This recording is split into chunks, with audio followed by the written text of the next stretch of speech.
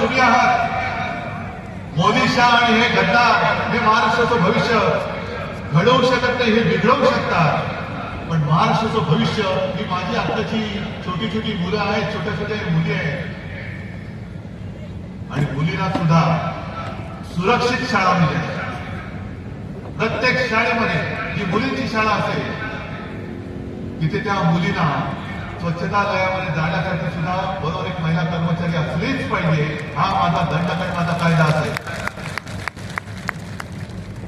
कारण ते शाळेमध्ये अत्याचार होते. कुठे मोदीजी शाळा काय तुमच्या राज्यामध्ये नेमका आहे काय? मणिपूरमध्ये आज देखील महिला अत्याचार होत आहेत महिलांवरती. गेल्या आठवड्यामध्ये सुद्धा एका 31 वर्षीय आदिवासी महिलेवरती जी 3 मुलांची आई घरामध्ये घुसली लोक अत्याचार केला आणि तिला जिवंत जाळून टाकलं. आणि मोदी बाबा इकडून महाराष्ट्रामध्ये प्रचार करत होते. जेव्हा अमित शहा इकडून महाराष्ट्रामध्ये प्रचार करत होते, लाज वाटली पाहिजे आम्हाला की देशाचा कारभार सोडून महाराष्ट्र जिंकण्यासाठी पंतप्रधान म्हणून नव्हे तर भाजपचे स्टार प्रचारक म्हणून इकडे फिरतात आणि मतं मागतायत.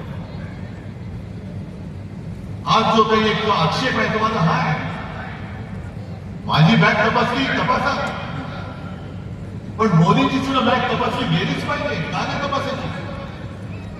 माझा हेलिकॉप्टर अडवा, पण एखाद्या वेळेला आमच्यासाठी मोदींचं विमान का नाही तुम्ही अडवू शकत?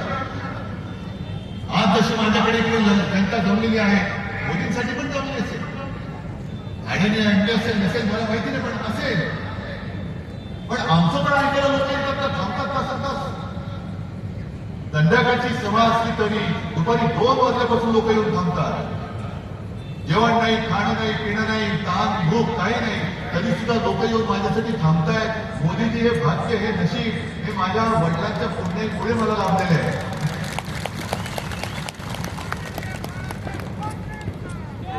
ही आमची घराणेशाही आहे. तुमच्यासारखं नाही आमचं की वापरा आणि फेकून द्या. आज आम्ही काँग्रेस आणि राष्ट्रवादी सोबत आलोय का आलोय? तुमची हुकुमशाही गाड्या लावलेल्या आहे, तुमचा भ्रष्ट कारभार गाळा लावलेला आहे. ही मशाल घेऊन तो भ्रष्ट कारभार गाळा लावलेला आहे. सगळीकडे भ्रष्टाचार भ्रष्टाचार भ्रष्टाचार. अरे संभाजीनगरच्या पिण्याच्या पाण्याची जी योजना होती,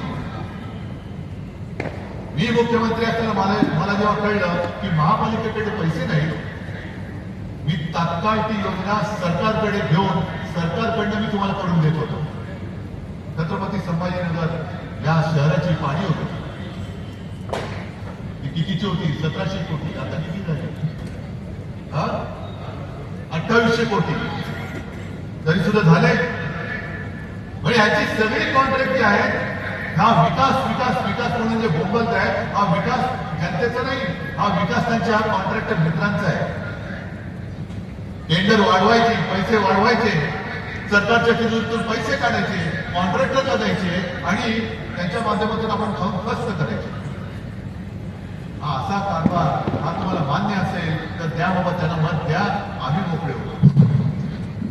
आणि हा तुम्हाला असं सगळं भ्रष्ट, नीतीने भ्रष्ट म्हणजे आरोप करायचे आणि त्यांच्याकडे आल्यानंतर धुवून पुसून साफ करायचा, हे असा भुतोंडीपणा हा मला नाही तरी शिवसेना प्रमुखांनी शिकवला.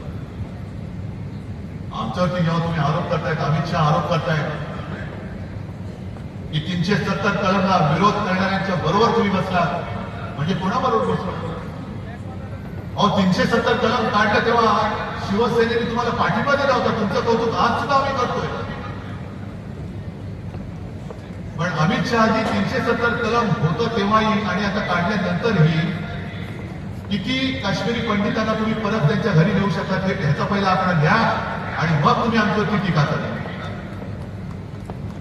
आणि मग माझाही प्रश्न त्याला आहे की काश्मीरमध्ये जेव्हा हिंदू पंडितांवरती अत्याचार होत होते, हत्या होत होत्या, अत्याचार म्हणजे महिलांवरती अत्याचार होत होते, त्यावेळेला म्हणजे ती परिस्थिती एवढी भयानक होती की अनेक काश्मीरी पंडित आपलं हक्काचं वडलोपाती घर सोडून आपले चंबू गबाळे घेऊन देशभरामध्ये निर्वासिताचं जिणे जात होते. कुठे जायचं कळत नाही, मुलांना शिकवायचं कसं, राहायचं कुठे. तेव्हा मोदी नव्हते, शहा नव्हते, फक्त हिंदू हृदय सम्राट शिवसेना प्रमुख बाळासाहेब ठाकरे होते, ज्यांनी सांगितलं की तुम्ही माझ्या महाराष्ट्रामध्ये या, इथे येऊन राहा. कोणाला शिकवताय तुम्ही? उगाच काहीतरी बडबड सुटायचं, काही थापा मारायच्या. प्रत्येक वेळेला उद्धव ठाकरेंनी हिंदुत्व सोडलं, हिंदुत्व सोडलं, हिंदुत्व सोडलं. अरे भगव्याला कलंक तुम्ही लावलात, गद्दारीचा डाग तुम्ही लावलेला आहात. आणि आज स्पष्ट मी आरोप करतोय की तुम्हाला महाराष्ट्र मी लुटू देत नव्हतो आणि देणार नाही, म्हणून तुम्ही मला संपवायला निघालेला आहात. आणि त्यांना माहिती तुम्ही माझी माणसं पडली, गद्दारी करून अगदी डोक्यावरती बसवलं, ते तुमचे बूट काढतायत. पण तुम्हाला माहिती आहे की महाराष्ट्र जो लुटायला येईल त्याच्या पेकाट्यात बुटाची लाट घालणार पहिला उद्धव बाळासाहेब ठाकरे असेल. आता ते सगळं तुमच्या हातामध्ये. मी इथे नुसतं त्या प्रवचन द्यायला नाही. गेल्या वेळेला झालेली चूक तुम्ही सुधारणार आहात की नाही हे पहिलं मला सांगा. निष्ठेने महाराष्ट्राबरोबर निष्ठा तुमची आहे की नाही हे मला सांगा. तुमची निष्ठा महाराष्ट्रापाशी आहे की गुजरातपाशी आहे हे ठरवणारी ही निवडणूक आहे. तुमचा मेडिकल डिव्हाइस पार इकडून गुजरातला नेला, तुमच्यापैकी किती लोक जाऊन तिकडे नोकऱ्या करणार आहेत? महाराष्ट्र आपल्या हातामध्ये ठेवायचा आहे का मोदी शहाच्या हातामध्ये ठेवायचं आहे हे तुम्ही ठरवायचंय. आणि आपल्या हातामध्ये जर का ठेवणार असाल तर जेवढे जेवढे इकडे उमेदवार आहेत सगळे इकडे या.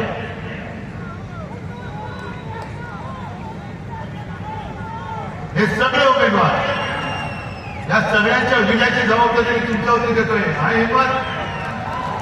हे काय वचन? आणि त्या दोघांना मोदी शहा त्यांच्या केल्या सपाट्यांना मिंदेना अजित पवार आणि देवेंद्र फडणवीस यांना दाखवून द्या की महाराष्ट्र हा गांडुळाची पैदास करणारा प्रदेश नाहीये. महाराष्ट्रामध्ये वाघाचे छावे जन्माला येतात. आणि जर तुम्ही आमच्या वाटेला जाल तर मुनगट्टीवाल्यांना सांगतो की तुम्ही आणलेली वाघनखं बाजूला आहे, पण ही माझी वाघनखं माझ्या सोबत आहे. या निवडणुकीमध्ये ही वाघनखं या महायुती सरकारच्या भ्रष्ट कारभाराचा कोथळा बाहेर काढल्याशिवाय राहणार नाही हा विश्वास व्यक्त करतो आणि आपली रजा घेतो. जय हिंद, जय महाराष्ट्र.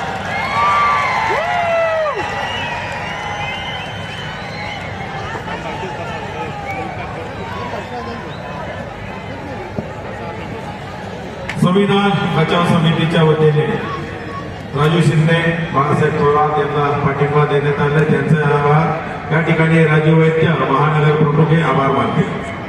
माननीय उद्धवजी ठाकरे साहेब व सर्व महाविकास आघाडीच्या नेत्यांचं, नागरिकांचं या ठिकाणी मनापासून आभार व्यक्त करतो. राष्ट्रगीतासाठी सगळ्यांनी उभा राहायचे. राष्ट्रगीत सुरू करेंगे, शुरू करा.